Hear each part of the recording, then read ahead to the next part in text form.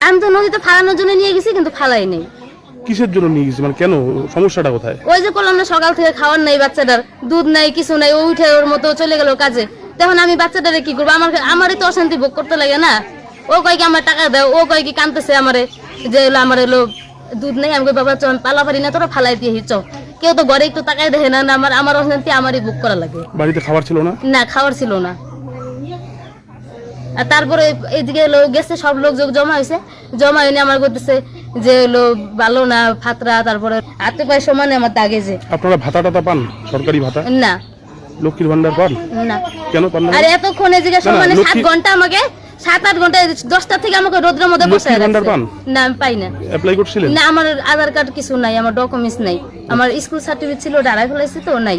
এদিকে আমার এতক্ষণ থেকে বসায় রাখছে রোদ্রের মধ্যে, আমি তো রোদ্রে যাই না কোনো সময়। ওইদিকে আমার 7 ঘন্টা আমার রোদ্রের মধ্যে বসায় রাখলো। কেন বসায় রাখলো? আমার কি দোষ? আমার নাম সীমা। সীমা কি বাউলি। হাজবেন্ড কি করে আপনার? আমার হাজবেন্ড যে ফল সিলিং এর কাজ করে, যখন যেটা পাই ওটাই করে।